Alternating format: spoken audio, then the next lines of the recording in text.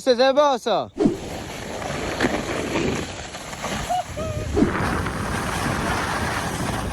Oh, let's go! Got a word said in the video? If you don't ski, you're not cool.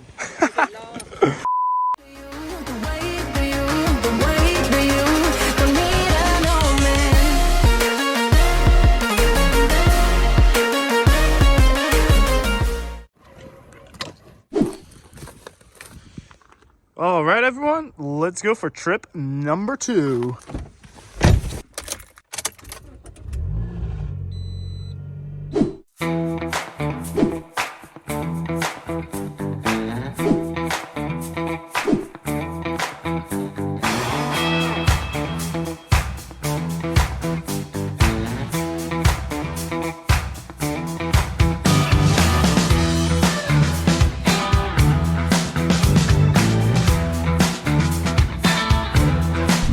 All right, everyone, after 3 hours of driving and a beautiful night of sleep, we finally arrived at the Mount Sugarloaf. I definitely do have to say their equipment they have is incredible compared to the other 3 ski mountains in New Brunswick. Now, I have a special guest with me. You got anything to say to the camera, James? I'm hungry. Find out. We're gonna get a couple of GoPro clips, and then afterwards, where do you want to eat? I say Subway.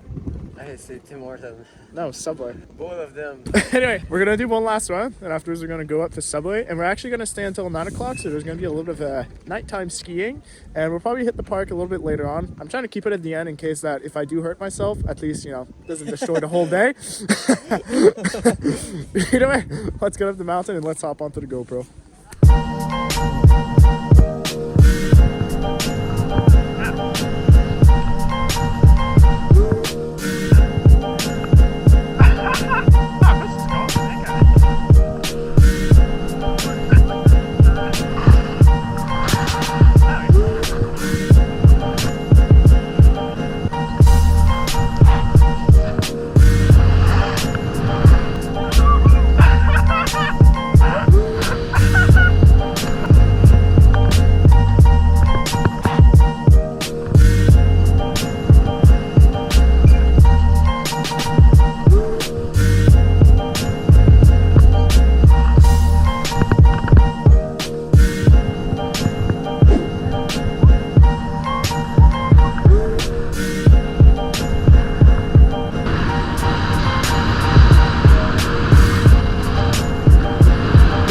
You guys want to know what's the best thing? A Subway cookie on the chairlift. 10 on 10 recommend.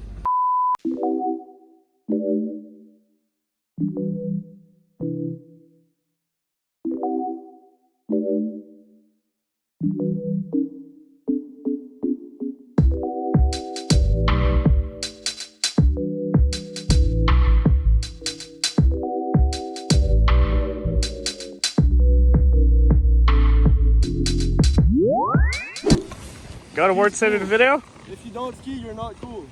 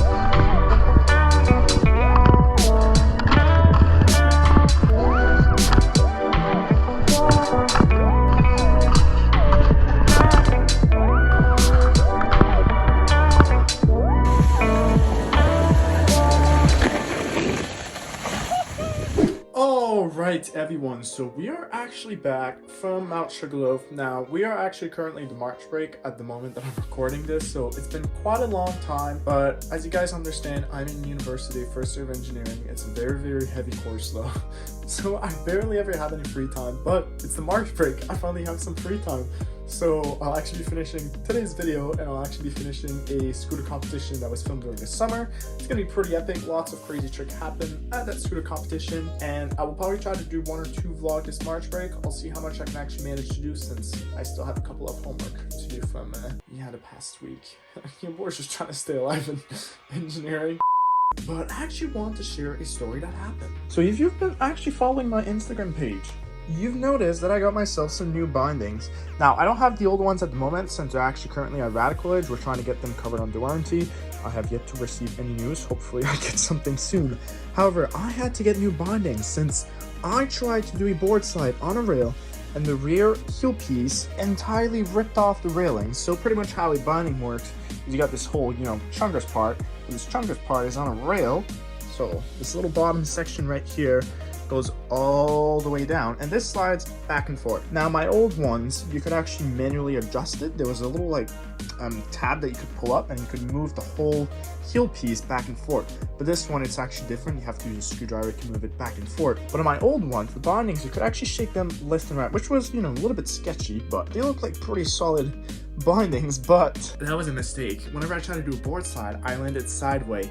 The whole piece in the back ripped off of the railing. Not just that, the plastic cracked on it, meaning, the whole binding was total. I couldn't use it, and I was pretty disappointed, of course. So I decided to switch it up with some markers, Griffin ID. They're called 13 or what the hell do you mean?